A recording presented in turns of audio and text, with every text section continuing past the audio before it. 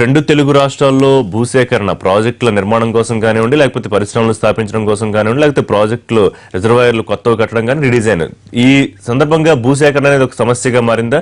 Example, Andhra Pradesh లో Bandar port విస్తరణ కోసం ఇప్పుడు ప్రభుత్వం పెద్ద ఎత్తున భూ సమీకరణకు సిద్ధమవుతున్న నేపథ్యంలో రౌండ్ టేబుల్ సమావేశం నిర్వహించే ప్రతిపక్షాలన్నీ ఇన్ని వేల ఎకరాల అవసరమే ఉంది, ఎందుకో చెప్పాల్సిందే అని చెప్పి గతంలోనే 5,000 ఎకరాలు సేకరిస్తా ఉంటే 1,200 ఎకరాలు సరిపోతుందని తెలుగుదేశం పార్టీ వాళ్ళ 1,000 ఎకరాల సేకరణకు ఎందుకు పూనుకుంటోందని ప్రతిపక్షాలు అడుగుతున్నాయి. మరోవైపు మల్లన్న సాగర్ ఇష్యూ సాల్వ్ అయ్యే దిశగా ముందుకెళ్తోందా?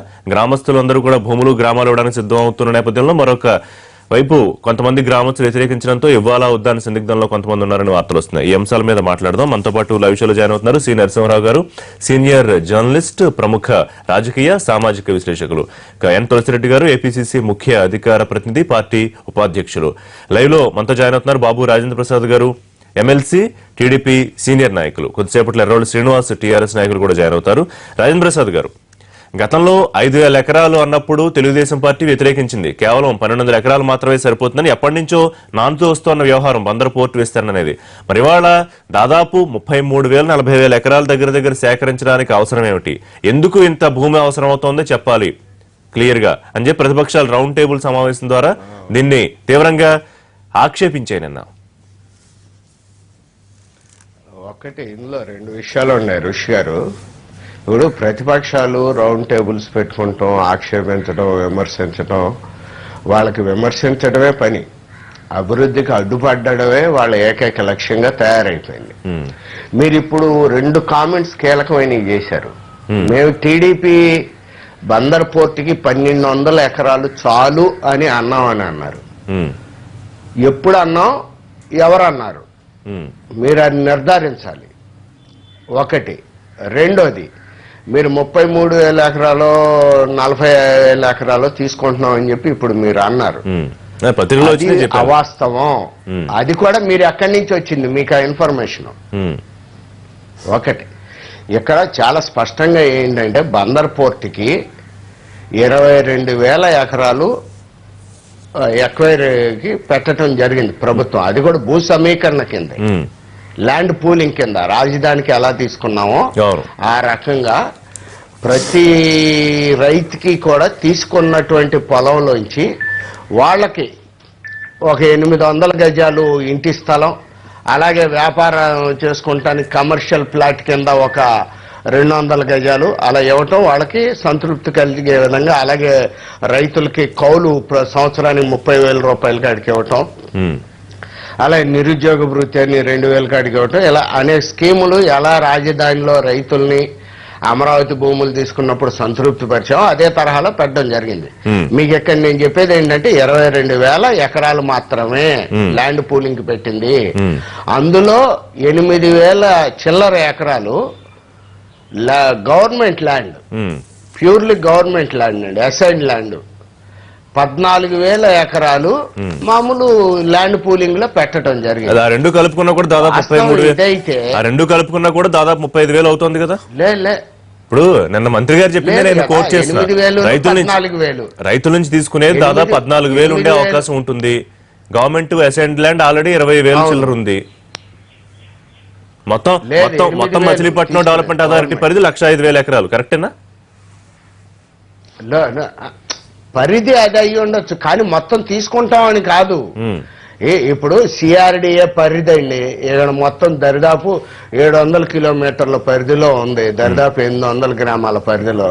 800 గ్రామాలు తీసేసుకోలేదు కదా సిఆర్డిఏలోకి. ఇప్పుడు కోర్ క్యాపిటల్ లో 800 గ్రామాలు మాత్రమే తీసుకుంటాం. వేరు, ల్యాండ్ పూలింగ్ వేరు. కరెక్ట్. నిన్న ప్రతిపక్షాలు చెప్పిన మాటను ఒకసారి కోట్ చేస్తున్నాం. వాళ్ళు ఏమంటారు, ఇప్పుడు మాజీ మంత్రి ఒడ్డే శోభనాద్రీశ్వరరావు మాట్లాడినా, లేకపోతే కాంగ్రెస్ నాయకులు మాట్లాడినా, వైసీపీ నాయకులు మాట్లాడినా, సింగపూర్ ని మోడల్ గా తీసుకుంటాం ఆంధ్రప్రదేశ్ ప్రభుత్వం. మరి వాళ్ళలాగే 1,900 ఎకరాల్లో పోర్టు విస్తరించవచ్చు, దాదాపు 84 బెర్తలు ఉన్నాయి అక్కడ. ఇక్కడ కూడా మనకి 18,000 ఎకరాలు సరిపోతుందని వాళ్ళు లెక్కలతో సహా చెప్తున్నారు. 4,800 ఎకరాల్లో ఏం చేస్తారో చెప్పి ముందుకు వెళ్లాలని వాళ్ళ డిమాండ్. 4,800 ఎకరాల్లో ఏం చేస్తారనేది చేసి చూపెడతారండి. ఇవాళ లాజిస్టిక్స్ బాగా పెరిగిపోయినాయి, పోర్ట్ యాక్టివిటీస్ బాగా పెరిగిపోయినాయి. మనం కృష్ణపట్నం పోర్టు గాని లేకపోతే కాకినాడ పోర్టు గాని విశాఖ పోర్టు గాని చూస్తే ఇంకా విస్తరణకి విపరీతమైనటువంటి అవకాశం కనబడుతుంది. అందులో మా మచిలీపట్నం పోర్టు ఇటు తెలంగాణకి మరీ పర్టికులర్ గా హైదరాబాద్ కి దగ్గరలో ఉంటుంది. చాలా ట్రాన్స్పోర్ట్ అనేది విపరీతంగా పెరుగుతుంది. సో అక్కడ ఆ యాక్టివిటీస్ అన్నిటికీ పోర్ట్ యాక్టివిటీ ఒకటే కాదండి, పోర్టు ఆధారిత అనుబంధ పరిశ్రమలు కానివ్వండి అనేకం ఉంటాయి. అవి కూడా ఆ పోర్ట్లో యాక్టివిటీలోనే భాగంగా వాటిని కూడా నడపడం జరుగుతుంది. కనుక తర్వాత మనం పూర్తి స్థాయిలో సింగపూర్ వాడితో అమెరికా వాడితో పోల్చుకోలేము. మనం సింగపూర్ లో ఏదో 1500 ఎకరాలు ఉంది ఇవన్నీ చెప్తే మీరు 10,000 ఎకరాలు పోర్టుకి తీసుకుంటానని వైఎస్ రాజశేఖర రెడ్డి గారు 10 ఏళ్ల క్రితం చెప్పినప్పుడు ఈ ప్రతిపక్షాలు ఈ రౌండ్ టేబుల్ పెట్టిన వాళ్ళు ఈ సోకాళ్ళు పెద్ద మనుషులు వీళ్ళంతా ఏమయ్యారండి? ఆ రోజున ఎందుకు మరి మేటాస్ కప్ చెప్తున్నప్పుడు సత్యం కంపెనీ కప్ చెప్తున్నప్పుడు ఎందుకు మాట్లాడలేదు వాళ్ళందరూ? ఈ రోజు తెలుగుదేశం వచ్చి తెలుగుదేశం కడతానన్నప్పుడు ఈ రోజు వచ్చి వీళ్ళందరూ ఆందోళన చేసి అక్కడ పోర్టు ఎక్కడ కడతారో, తెలుగుదేశం పార్టీకి ఎక్కడ పేరు వస్తుందో, చంద్రబాబు నాయుడు గారికి ఎక్కడ గుడ్ విల్ వస్తుందో అని వీళ్ళకి ఆందోళన కనబడతాను తప్పితే పోర్టు చెడగొట్టాలనేటటువంటి భావన కనబడతాను తప్పితే మీరు మంచి సలహాలు ఇవ్వండి. మచిలీపట్నం ప్రాంత అభివృద్ధికి మీ సలహాలు ఇవ్వండి. తప్పనిసరిగా ప్రభుత్వం అభివృద్ధి జరిగితే తెలుగుదేశం పార్టీకో చంద్రబాబు నాయుడుకు మంచి పేరు వస్తుందనే ప్రతిపక్షాలు అడ్డుపడుతున్నాయా? రెండోది 4,800 ఎకరాలు దేనికోసం? సీపోర్టుకి, తర్వాత అక్కడ మిగతా భూమి సేకరణ చేసేదంతా టౌన్షిప్ ప్లస్ ఇండస్ట్రియల్ కారిడార్ అని క్లియర్ గా ప్రభుత్వం కూడా కొన్ని లెక్కలు చెప్తోంది. మరి ఏమిటి అభ్యంతరం? అభివృద్ధికి అడ్డుపడేట కంటే యాక్చువల్గా కాంగ్రెస్ హయాంలోనే దానికి రూపకల్పన జరిగింది కాబట్టి అభివృద్ధికి అడ్డుపడడం అనే క్వశ్చన్ రాదు. ఇక్కడ డెఫినెట్గా వచ్చేసి రాష్ట్రం అభివృద్ధి చెందాలంటే మౌలిక వసతులు కావాలంటే దాంట్లో పోర్ట్స్ ఒక ఐటమ్. మనకు రాబో రోజుల్లో అనేక పోర్ట్స్ కూడా రాబోతున్నాయి. ఇప్పుడు కృష్ణపట్నం ఆల్రెడీ వచ్చింది, రేపు దుగరాజపట్నం వస్తుంది, ఇంకా శ్రీకోట్లో అనేకం వచ్చేదానికి అవకాశం ఉంది. కాబట్టి ఒకే చోట ఇప్పుడు దీనికి వచ్చేసి ఇక్కడ మచిలీపట్నము పోర్టుకు వచ్చేసి కాంగ్రెస్ పార్టీ అనుకూలం. కానీ రెండు విషయాలు, ఒకటి విస్తీర్ణము, రెండవది తీసుకునే విధానం. ఆ రెండు చాట్ల డిఫరెన్స్.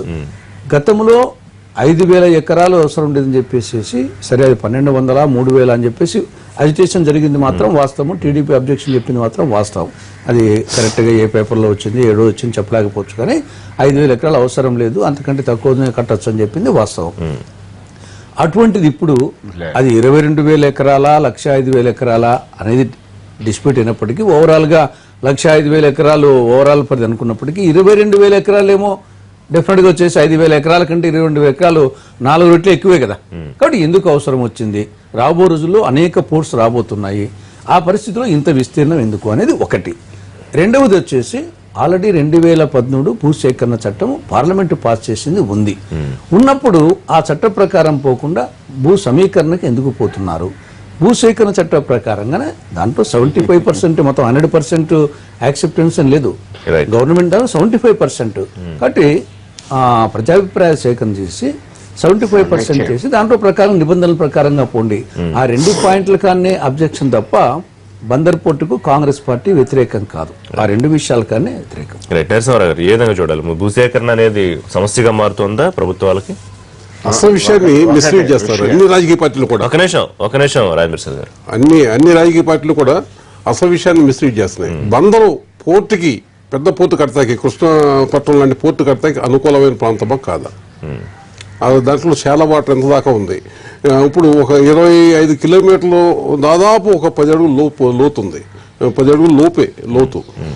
కృష్ణపట్నం లాగా చాలా వాటర్ లేవు. అక్కడ లేనప్పుడు అసలు అక్కడ పోర్టు కట్టొచ్చా లేదా అన్నదాని మీద 2 టెక్నికల్ కమిటీస్ వేశారు అంతకుముందు. వాళ్ళు అందరూ చెప్పారు, అందరూ ఏకగ్రీవంగా చెప్పారు. దాంట్లో సభ్యులంతా కూడా పరిశీలించి బందరు పెద్ద పోర్టు నిర్మాణానికి సానుకూలమైన ప్రాంతం కానే కాదు. టెక్నికల్ కమిటీ వాళ్ళకి అసలు రాష్ట్రంలో రాజకీయాలతో వీళ్ళతో సంబంధం లేదు. వాళ్ళు చెప్పింది ఏంటంటే బందరు పోర్టుకి అనుకూలమైన ప్రాంతం కాదు, ఏదో చిన్న ఒక పెద్ద షిప్ని ఎక్కడ దూరంగా పెట్టి చిన్న సామాన్లు తీసుకొస్తాయి తప్ప కృష్ణపట్నం లాగా షోరుకు వస్తామనే క్వశ్చన్ లేదు. అక్కడ పెద్ద షిప్స్ వాళ్ళు కూడా పెద్ద షిప్స్ కొంచెం దూరంగా ఉంటాయి, అంత పెద్ద షిప్స్ కూడా ఇక్కడ రావు. అందువల్ల బందరు సరైన ప్రాంతం కాదు. బందర్లో ఏం చేయాలి? దానికి ప్రత్యామ్నాయం ఏం చేయాలి? షిప్ బిల్డింగ్ పెట్టచ్చు. షిప్ బిల్డింగ్ అంటే మరి పెద్ద షిప్స్ కాదు, mid size ships, small ships, పెద్ద బోట్స్ వాటి బిల్డింగ్ పెట్టొచ్చు. దానివల్ల కృష్ణా జిల్లాలో ఉన్న వాళ్ళందరికీ కూడా ఉపాధి లభిస్తుంది.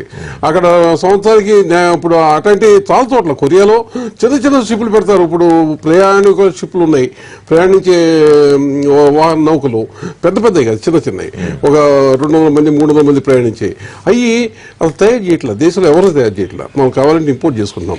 అలాంటివన్నీ పెట్టచ్చు, అలాంటివన్నీ పెట్టచ్చు తప్ప ఒక పెద్ద నౌకాశ్రయం నిర్మిస్తాం బంధాలు సాధ్యం కాదు. కేవలం అదొకటే కాకుండా ఇండస్ట్రియల్ కారిడార్ ఒకటి అక్కడ నిర్మాణం, టౌన్షిప్ ఒకటి, ఇలా చాలా చాలా పెద్ద విస్తరణ ప్లాన్ తో ఉంది ప్రభుత్వం. అదేంటి కూడా పోర్ట్ బేస్డే, పోర్ట్ బేస్డ్ షిప్ దీంట్లో నౌకాశ్రయం బేస్డ్ అవన్నీ కూడా ఆలోచనలన్నీ కూడా.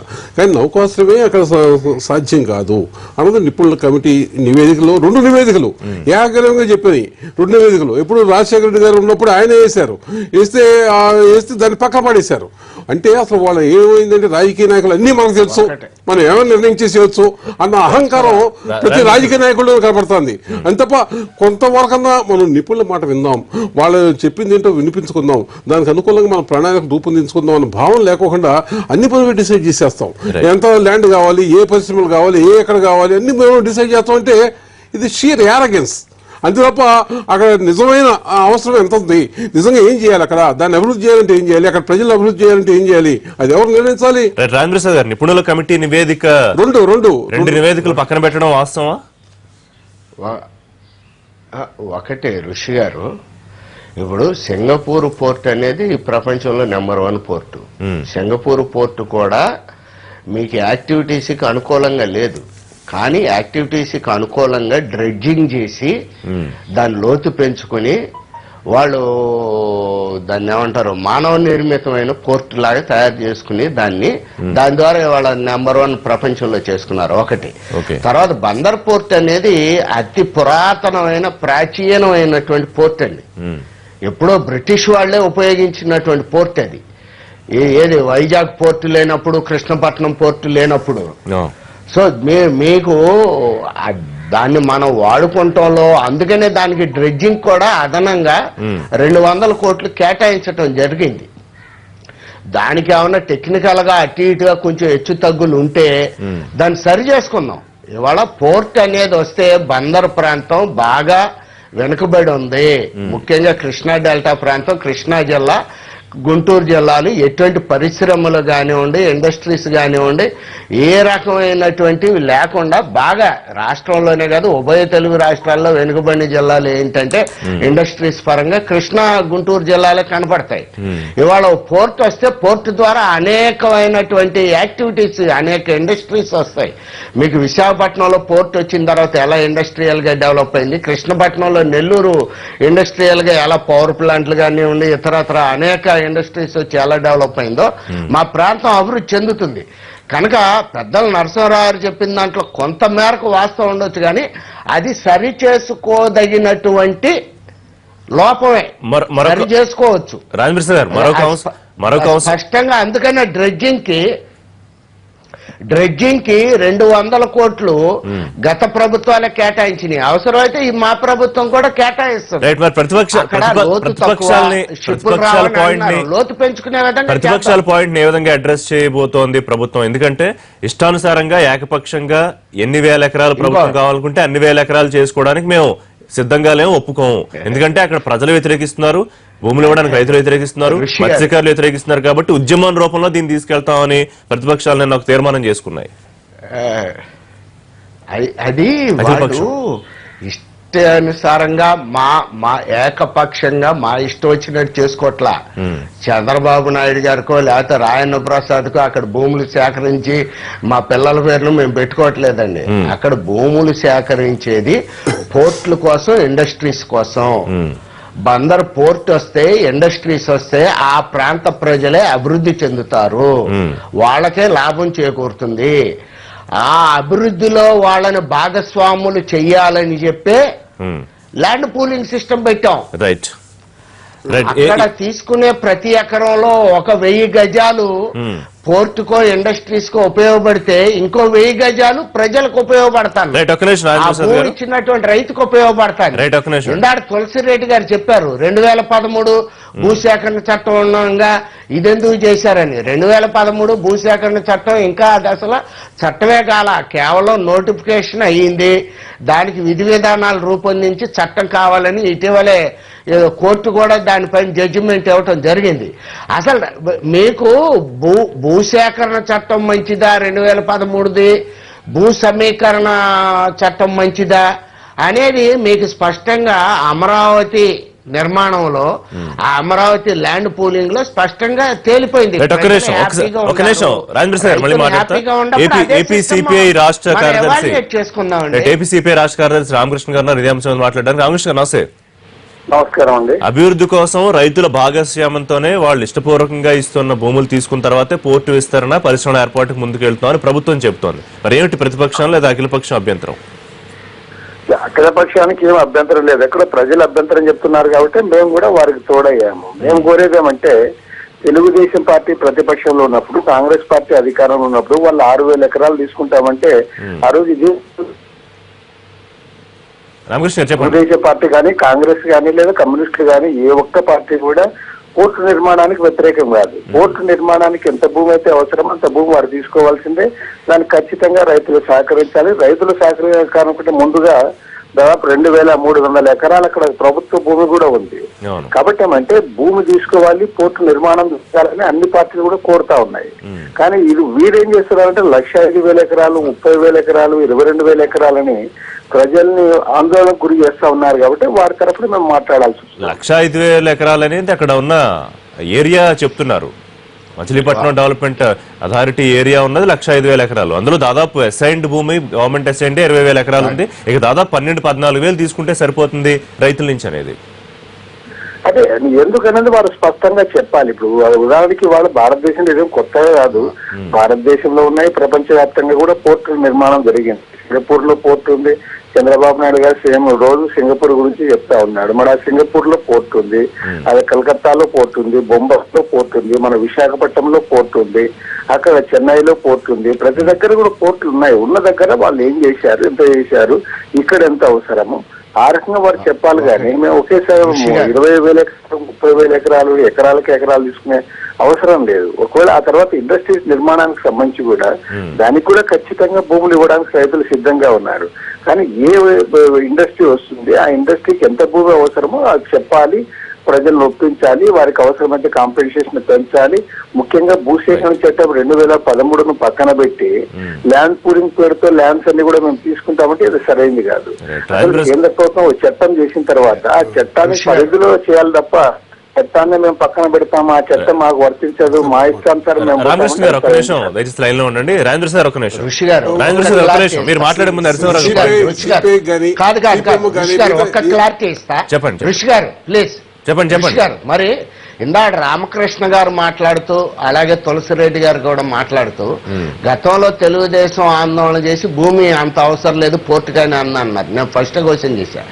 ఇప్పుడు రామకృష్ణ గారు కూడా అంటున్నారు తెలుగుదేశం పార్టీ ఆందోళన చేసిన మాట వాస్తవమే మచిలీపట్నం ప్రాంతంలో. కానీ అక్కడ భూమి అంతొద్దు ఎంతొద్దు అని మేము చేయలేదండి. మచిలీపట్నం పోర్టు నిర్మించాలి. గతంలో వైఎస్ రాజశేఖర రెడ్డి గారు గోగిలేరు తీసుకెళ్లిపోతే కాదు తీసుకొచ్చి మా చిలకలపూడి కాడ నిర్మించాలని సుమారు 600 రోజుల పాటు మా ఎంపీ కొనకళ్ళ నారాయణరావు, అలాగే మా మినిస్టర్, ప్రస్తుత మినిస్టర్ కొల్లు రవీంద్ర గారు, ఇతర ప్రజా సంఘాలు అందరూ కలిసి 600 రోజులు నిరాహార దీక్షలు చేసినాయండి. దరిదాపు 2 సంవత్సరాల పాటు కోర్టు కట్టమని చెప్పే ల్యాండ్ గురించి 5,000 ఎకరాలు వద్దు, 6,000 ఎకరాలు వద్దు అని చెప్పి అనలేదు. అది స్పష్టంగా నేను వివరణ ఇస్తున్నానండి. అది ఎవరైనా సరే మచిలీపట్నం ప్రాంతం వాళ్ళు తెలుసుకోవచ్చు. నేను కూడా చాలా సార్లు ఆ ఉద్యమంలోకి వెళ్ళా, చాలా సార్లు నిరాహార దీక్ష మేము కూడా కూర్చున్నాము. కనుక భూమి ఎంత వైశాల్యం అనే దానిపై చేయాల, పోర్టు కంపల్సరీ కట్టాలి అనేటటువంటి ఉద్యమమే తెలుగుదేశం పార్టీ అక్కడ మా ఎంపీ గారు మా మినిస్టర్ Right. గారు నడపడం జరిగింది. రైట్, ఒక్క నిమిషం నరసింహ. డ్రెడ్జింగ్ అనేది ఇందాక రాజేంద్ర ప్రసాద్ గారు, డ్రెడ్జింగ్ నిరంతర ప్రక్రియ. ఇప్పుడు కాకినాడ పోర్టులో రోజు డ్రెడ్జింగ్ జరుగుతూనే ఉంటుంది, విశాఖపట్నంలో జరుగుతూ ఉంటుంది. డ్రెడ్జింగ్ జరుగుతున్నా కానీ అది అనువైన ప్రాంతమా కాదా అనేది ఎక్స్పర్ట్స్ నిర్ణయిస్తారు. బందరు మిడ్ లెవెల్ షిప్స్ ఆయన చెప్పారు, పూర్వం నుంచి నౌకల ద్వారా వ్యాపారం జరిగిందని. వాస్తవం అది. చిన్న సైజు నౌకలు, మిడ్ సైజులు, స్మాల్ సైజు షిప్స్ వచ్చాయి. వాళ్ళ పెద్ద సైజు షిప్స్ రావాలంటే అది అనువైన ప్రాంతం కాదు అన్నదే అందరూ చెబుతున్నారు. సరే, భూ సమీకరణ అన్నది ఒక విన్ సిచ్యుయేషన్ క్రియేట్ చేస్తారు. భూ సమీకరణ అక్కడ ఇచ్చిన రైతులు బాగుపడతారు, వీళ్ళు బాగుపడతారు, దాన్ని వ్యతిరేకిస్తారు. వాళ్ళు సిపిఐ కానీ సిపిఎం కానీ వాళ్ళకి ఎక్స్పర్ట్స్ వ్యూ అన్నది వాళ్ళకి తెలియదు అసలు. అందరూ ఏం చెప్తున్నారు, ప్రపంచవ్యాప్తంగా పోర్టులు ఎక్కడ ఉన్నాయి, ఎలా ఉన్నాయి, ఏ పోర్టులు దేనికి అనుకూలంగా ఉంటాయి, ఏ పోర్టులు దేనికి అనుకూలంగా ఉండవు అన్న ఎక్స్పర్ట్స్ వ్యూ తీసుకోకుండా రాజకీయ పార్టీలు నిర్ణయిస్తూ అంటే ఇది చాలా హాస్యాస్పదంగా ఉంటుంది.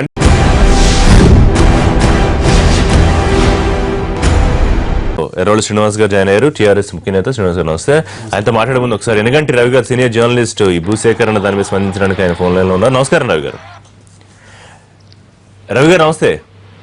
నమస్తే అండి. రెండు రాష్ట్రాల్లో అభివృద్ధి కోసం భూసేకరణ కార్యక్రమం ప్రభుత్వాలు ముందుకెళ్లడంలో ఇబ్బంది ఏమన్నా ఎదురవుతోందా? కొంతమంది ఇష్టంగా ఇవ్వడానికి సిద్ధంగా ఉన్నా, కొంతమంది వ్యతిరేకించడం, వాళ్ళకి ప్రతిపక్షాలు దండుగా నిలవడంతో ప్రభుత్వానికి ఇబ్బంది అవుతోందా?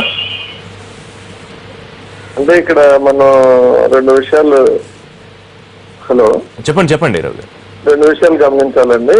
ల్యాండ్ ఎక్విజిషన్, ల్యాండ్ పూలింగ్ రెండు విధానాలు. ఇప్పుడు ఆంధ్రప్రదేశ్ వరకు వచ్చేసేటప్పటికి ల్యాండ్ పూలింగ్ అనేది కొత్తగా తీసుకొచ్చారు. రాజధానికి విజయవంతం అయింది కాబట్టి మనం దాన్ని తప్పుపట్టేదానికి లేదు. కానీ ఇక్కడ మీరు అవసరాలకు మించి ఏదైతే ల్యాండ్ ఎక్విజిషన్ లేదా ల్యాండ్ పూలింగ్ అని ప్రతిపాదిస్తున్నారో అక్కడ సమస్య మొదలవుతుందండి. తెలంగాణలో ఒక విధంగా ఉంది, ఆంధ్ర వరకు తీసుకున్నప్పుడు మనం బందర్ పోర్టుకి సంబంధించి రాజేంద్ర ప్రసాద్ గారు అందరు చెప్పారు 600 రోజులు ఉద్యమాలు చేసామని. వీళ్ళు గవర్నమెంట్ లోకి వచ్చి ఇప్పుడు 650 రోజులు అయింది కదా. 650 రోజుల దాకా బందర్ పోర్టుకి ఆల్రెడీ రాజశేఖర రెడ్డి గారు ఉన్నప్పుడు నవయుగ కంపెనీకి ఇచ్చారు, దాన్ని మీరు వ్యతిరేకించారు.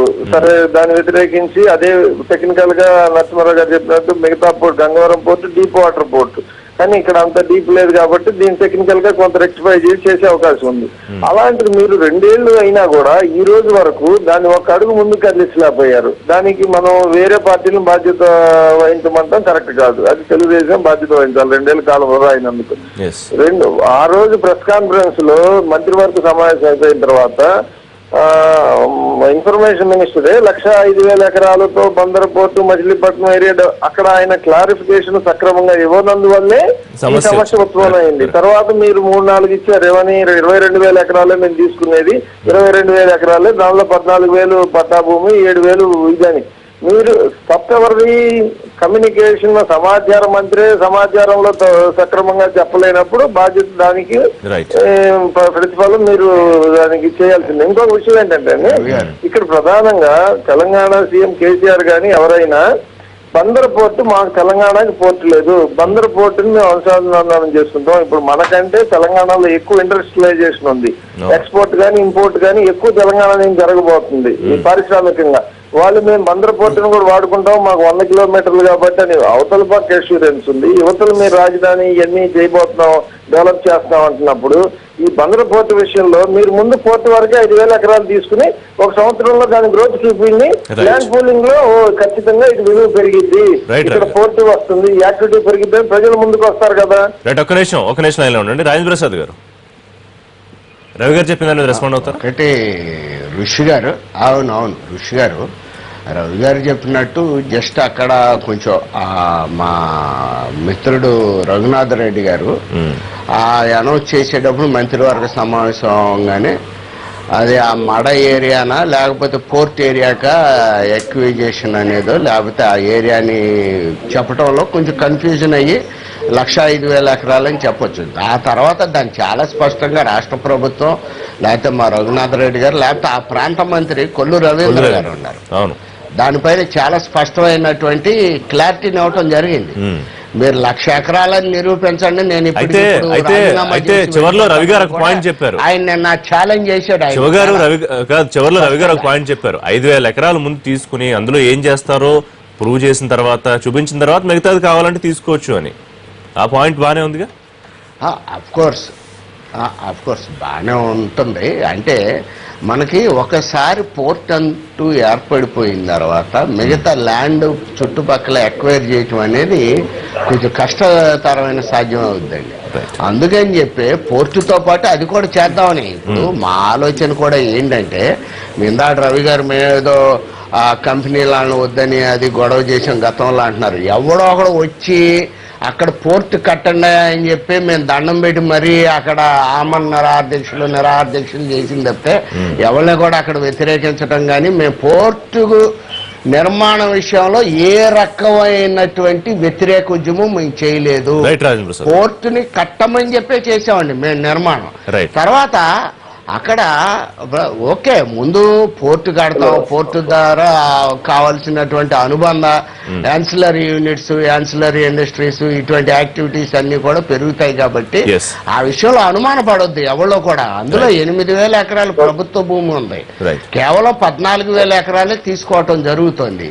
మీకు భూ సమీకరణ కన్నా 2013 భూ సమీకరణ కన్నా భూసేకరణ చట్టం కన్నా 2013 ల్యాండ్ అక్విజిషన్ యాక్ట్ కన్నా మీకు ఇక్కడ ల్యాండ్ పూలింగ్ కి ప్రజలు చాలా అనుకూలంగా ఉండరు. ఎందుకంటే ఆ ప్రాంతం లేకపోతే ఆ ఇండస్ట్రీ లేకపోతే ఆ పోర్టు అభివృద్ధిలో వాళ్ళు కూడా భాగస్వాములు అవుతున్నారు. కాబట్టి ఎకరంలో ప్రతి గజంలో కూడా వాళ్ళ భాగస్వామ్యం రైతులతో వస్తుంది. కాబట్టి ప్రతిపక్షాలు అవనండి, నరసింహారావు ఏ పార్టీ వాళ్ళైనా ఎంకరేజ్ చేయాలి, మద్దతు పలకాలండి. రైట్ శ్రీనివాస్ గారు, ఈ భూసేకరణ విధానం గురించి, లేకపోతే ఇప్పుడు సపోజ్ ఇప్పుడు బందర్ పోర్టు ఆంధ్రప్రదేశ్ లో అయితే ఇక్కడ మల్లన్న సాగర్ గురించి కొంతకాలంగా వివాదం నడుస్తుంది. సో దాదాపుగా కొలిక్కి వచ్చిందా, లేకపోతే మళ్ళీ కొంతమంది గ్రామస్తులు వ్యతిరేకిస్తున్నారా? దాదాపు 20,000 భూసేకరణకి ఇప్పుడు దాదాపు 50% అయినట్టుంది. సో మిగతాదంతా ఈజీగానే ఉండే వ్యవహారం అంటే మిగిలినదంతా చాలా ఈజీ. అయితే ఇక్కడ జరుగుతుంది ఏంటంటే గత కొద్ది రోజులుగా ప్రతిపక్షాలు ప్రజలను కన్ఫ్యూజ్ చేస్తూ ఉన్నారు.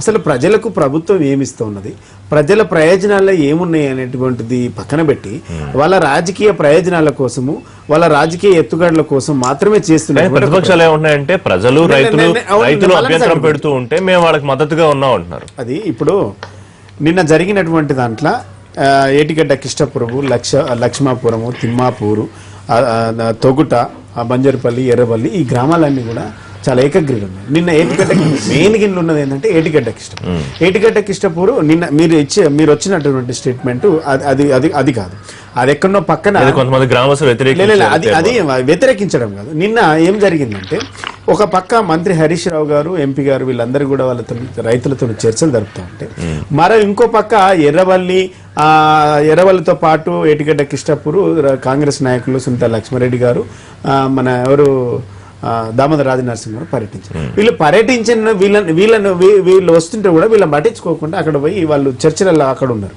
అయితే కొంతమంది అరే ఇంత పెద్ద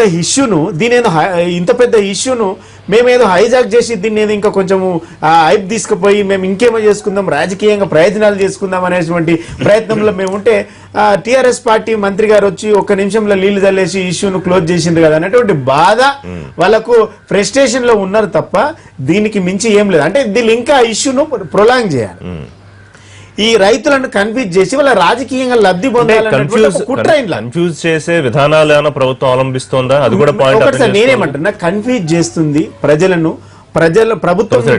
ప్రభుత్వం నుంచి వచ్చేటువంటి రాయితీలను ప్రజలకు దూరం చేసింది కాంగ్రెస్ పార్టీ, తెలుగుదేశం పార్టీ. ఇలా ఇష్యూను ప్రజలను పిలిచి మేము ఇంత ఇప్పుడు వీళ్ళు చెప్పిన భూసేకరణ చట్టం ప్రకారము 3 వంతులు ఇవ్వాలి, అక్కడ ఉన్నది నుంచి 50 నుంచి 60,000. 3 వంతులు వస్తే సరే నేను చెప్పను, 3 వంతులు వస్తే ఎంత వస్తుంది? 1,80,000 వస్తుంది. అట్లా కాదుగా మార్కెట్ రేట్ భారతదేశంలో ఎక్కడైనా ఇస్తుంటారా 3 వంతులు? భారతదేశంలో ప్రతిపక్షాలు ఇదే ప్రతిపక్ష పార్టీలు ప్రభుత్వంలో ఉన్నప్పుడు ఎందుకు చేయాలన్నది మా క్వశ్చన్. ఇలా మీరు ప్రతిపక్షంలోకి వచ్చేసరికి భారతదేశంలో ఎక్కడ లేని విధానాన్ని అమలు చేయమనడం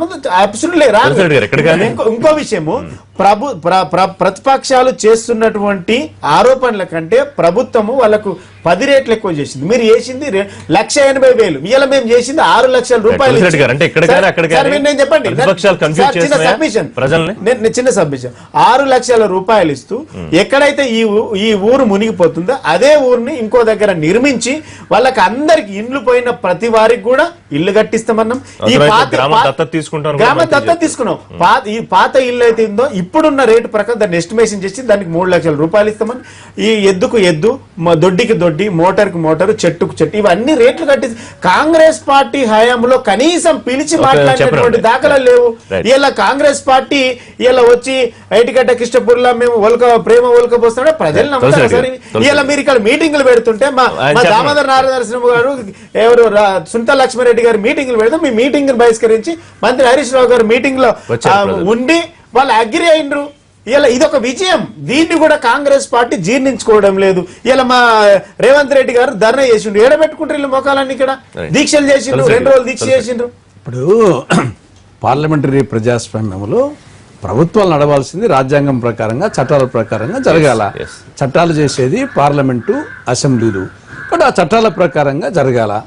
ఆల్రెడీ 2013 వచ్చేసి ల్యాండ్ ఎక్విజిషన్ యాక్ట్ భారత పార్లమెంటు చేసింది. దాని ప్రకారంగా చెయ్యండి. దానికి మీరు అడిషనల్ గా ఇస్తారా? ఇవ్వండి. మీరు చట్టాన్ని వచ్చేసి మీరు చట్టం ఒకటి ఉంది, అది భారత పార్లమెంట్ చేసింది, ఏరే వాళ్ళు చేసింది కాదు. ఆ చట్ట ప్రకారంగా చెయ్యండి. మీరు అదనంగా ఇస్తారా? అదనంగా ఇవ్వండి. అక్కడే గానీ ఇక్కడే గానీ. అంతేగాని వచ్చేసి శ్రీనివాస్ గారు అన్నట్టు కాంగ్రెస్ పార్టీ అధికారంలో ఉన్నప్పుడు చేయాల్సినవన్నీ వదిలేసి వాళ్ళు ప్రతిపక్షంలో ఉండగా దేశంలో ఎక్కడా లేని విధానం అడుగుతోంది అన్నారు. ఇప్పుడు గతంలో కూడా ఈవెన్ పులివెందుల్లో యురేనియం ప్లాంట్ నే ల్యాండ్ అక్విజిషన్ యాక్ట్ తీసుకోవడం జరిగింది. యురేనియంకి వచ్చేసి ఎంత వ్యతిరేకత ఉంటుందో అటువంటిదే వచ్చేసి గ్రామ సభ జరిపి ల్యాండ్ అక్విజిషన్ యాక్ట్ ప్రకారంగా తీసుకోవడం జరిగింది. కాబట్టి ఏ ప్రభుత్వాలు, కాంగ్రెస్ గానీ, ఈ టీఆర్ఎస్ గానీ, టీడీపీ గానీ భారత పార్లమెంట్ చేసిన చట్టాల ప్రకారంగా చేయాలా. ప్రభుత్వాలు వచ్చేసి అదనంగా ఇవ్వాలనుకుంటే అదనంగా ఇవ్వండి, అంతేగాని చట్టాల్లో పక్కన పెట్టేసేసి మా ప్రకారంగా చేస్తామంటే ఇదేమి సొంత వ్యవహారం వచ్చేసేసి. ఒక నిమిషం రాజేంద్ర సార్, ఒక నిమిషం మీరు కన్క్లూడ్ చేద్దరు. ఇప్పుడు ల్యాండ్ ఎక్విజిషన్ చట్టం అనేది పరమ పనికిమాలిన చట్టం. దాని కింద దేశవ్యాప్తంగా 1 ఎకరం ఎక్కడన్నా ఎక్వైర్ చేసిన సందర్భమే లేదు. అది అసలు పనికిమాలిన చట్టం, దాని సాధ్యం కాదు అన్నదే బీజేపీ చెప్పిన తర్వాత వచ్చిన వాళ్ళు, అంతకుముందు ఉన్న కాంగ్రెస్ వాళ్ళు కూడా అందరూ చెప్పారు. సరే, అలా ఇప్పుడు ఎన్డీఏ గవర్నమెంట్ దాన్ని నిర్వీర్యం చేసే ప్రయత్నం ఏం చేసినా దాన్ని మెరుగుపరిచిన ఎలా చేస్తే అది అలా ఉంచండి. అసలు ఆ విషయాలు ఉంచండి. మల్లం సాగర్ వైబుల్లా, మల్లం సాగర్ సాధ్యమా అన్నది అసలు ఎవరు ఆలోచించారు. ఇప్పుడు ల్యాండ్ ఎక్వైర్ చేయాలక్కర్లేదు అని దాని మీద పోయారు తప్ప టెక్నికల్ గా అది వాళ్ళ ఒక టీఎంసీ అంటే ఎంత, 4 స్క్వేర్ కిలోమీటర్స్ లో 25 అడుగుల లోతు, 25 అడుగుల లోతు 4 స్క్వేర్ కిలోమీటర్స్ లో నీళ్లుంటే ఒక టీఎంసీ. అలాంటిది 50 టీఎంసీ అంట అక్కడ. అంటే 200 స్క్వేర్ కిలోమీటర్స్, 200 స్క్వేర్ కిలోమీటర్స్ లో 25 అడుగుల లోతుల నీరు నిలువ పెట్టగలిగితే అది 50 టీఎంసీ అవుతుంది. ఆ నీళ్లు అక్కడి నుంచి బయట నుంచి ఎక్కడ వచ్చే వాగులు కానీ నదులు కానీ ఏమీ లేవు. అక్కడికి మొత్తం నీళ్ళని తీసుకెళ్లి 50 టీఎంసీలు ఎత్తిపోయాలి. ఒకసారి ఒక స్ట్రీమ్ ఉండి ఆ స్ట్రీమ్ నుంచి ఎత్తిపోస్తాం అయితే కొంతవరకు పర్వాలా. అది ఎన్నిసార్లు ఎత్తిపోయాలి? దాదాపు అనేక సార్లు, నాకు తెలిసినంతవరకు 15 సార్లు కింద నుంచి తుమ్మిడిహేటి నుంచి కానీ ఇంకో తోట నుంచి కానీ 15 సార్లు ఎత్తిపోస్తే తప్ప అక్కడ నీళ్లు రావు. 50 టీఎంసీ వైబుల్ ఆ ప్రాజెక్టు. అది కాస్ట్ చెప్తుంది గవర్నమెంట్ అన్ని అంచనాలు వేసుకున్నాం, వైబుల్ గవర్నమెంట్ వాదన కోసం రాజకీయ పరమైన మాటలు చెబుతాం కాదు. డిపిఆర్ ఉందో ఇప్పటికి, డీటెయిల్డ్ ప్రాజెక్ట్ రిపోర్ట్ తయారు చేశారా? డీటెయిల్డ్ ప్రాజెక్ట్ రిపోర్ట్ తయారు చేయకుండా ల్యాండ్ ఎక్వైర్ చేస్తాం కానీ మిగతా పనులు చేస్తాం కానీ డిపిఆర్ మీద ప్రతిపక్షాలే కాదు కోదండరాం కూడా అడిగారు. అసలు డిపిఆర్ ముందు బయట డీటెయిల్డ్ ప్రాజెక్ట్ రిపోర్ట్ అంతేకాదు, దాని వైబిలిటీ రిపోర్ట్ ఉందా? అది వైబిలిటీ రిపోర్ట్ ఎక్కడ ఉందా? ఆ వైబిలిటీ రిపోర్ట్ లేకుండా, డిపిఆర్ లేకుండా మేము పనులు మొదలెట్టేస్తా ఉంటే అది దౌర్జన్యం అవుతుంది తప్ప అసలు అందరినీ. ఇప్పుడు నిజమైన ప్రాజెక్ట్ రిపోర్ట్ ఉంటే అక్కడ ల్యాండ్ వాల్యూ అన్నది చిన్న విషయం. అది అసలు అక్కడ ఎప్పుడు పంటలు పండే ప్రాంతం కాదు, అది నీళ్లు వచ్చే ప్రాంతం కాదు. వర్షాధార పంటలు పండాలి. అక్కడ 50,000 గ్రామాలు ఖాళీ చేయాలి. గ్రామాలు ఖాళీ చేయాలంటే సరే, వాళ్ళకి మంచి నివాసం చూపిస్తే వాళ్ళు శుభ్రంగా వెళ్ళిపోతారు, వాళ్ళు బ్రతుకు తీరు చూపిస్తే హ్యాపీగా వెళ్ళిపోతారు. అది సమస్య కాదు. అసలు సమస్యను పక్కన పెట్టి ఇది అసలు 50 టీఎంసీలు ఎత్తిపోస్తామో ప్రపంచంలో ఎక్కడైనా ఎప్పుడైనా జరిగిందా, జరుగుతుందా? ఇప్పుడు తెలంగాణలో కొన్ని ప్రాజెక్టులు ఎత్తిపోతల పథకాలు కూడా ఉన్నాయి. అంటే మనం అది కూడా తెలుసుకోవాలి. రెండోది, పెద్దలు నరసింహారావు గారు మాట్లాడుతున్నారు కదా, ఎప్పుడైనా ప్రభుత్వం ఒక ప్రాజెక్టు చేసే ముందు బ్లైండ్గా వెళ్ళదని నేను అనుకుంటున్నాను. సరే, ఎవరైనా సరే బ్లైండ్ గా వెళ్ళి ఊరికేనే ప్రాజెక్ట్ కట్టమని ఇలా మనం ఏదో ఇంకుడు గుంతలు తీసుకున్నంత ఈజీ కాదని నేను అనుకుంటున్నాను. ఒక ప్రాజెక్ట్ డిజైన్ చేసే ముందు ఆ ప్రాజెక్ట్ కింద వచ్చేటువంటి ముంపు డిపిఆర్ సిద్ధం కాకపోవడం వాస్తవేనా? DPR సిద్ధం కాకపోవడం సిద్ధం వాస్తవేనా? చేస్తుండే కదా, ఎందుకు కాలేదు సిద్ధం? ఇప్పుడు ఇవన్నీ ప్రణాళిక లేని పక్క ప్రణాళిక లేని గవర్నమెంట్ ఇంత సీరియస్ గా ఎందుకు వర్క్ చేస్తుందండి? అది మీరు చెప్పాలి సమాధానం. మీరు మమ్మల్ని అడుగుతారు ఏమి? మీరు చెప్పాలి. కాదు దేవాలయ శ్రీనివాస్ గారు ప్రతిపక్షాలు అంటే ప్రతిపక్షాలు చేసినటువంటి ఆరోపణలు నరసింహారావు గారు చేస్తా ఉన్నారు. తీసి వాళ్ళు ఎక్కడ ఆయన technical points చెప్పారు. ఆయన technical గా గవర్నమెంట్ యాజ్ ఏ ముఖ్యమంత్రిగా చీఫ్ మినిస్టర్ గా ఎప్పుడు కూడా అంత అనాలోచితమైనటువంటి విధానాలు ఉండవు ఎప్పుడైనా. అంటే ఇది పక్కా ప్రణాళికతో ఉన్నాం కాబట్టి ఈ 50 TMC రిటైర్డ్ చీఫ్ ఇంజనీర్ వీళ్ళందరూ ఎక్స్పర్ట్స్ తోని రిపోర్ట్ తెప్పించుకున్న తర్వాతనే ప్రాజెక్ట్ డిజైన్ చేస్తాం. 50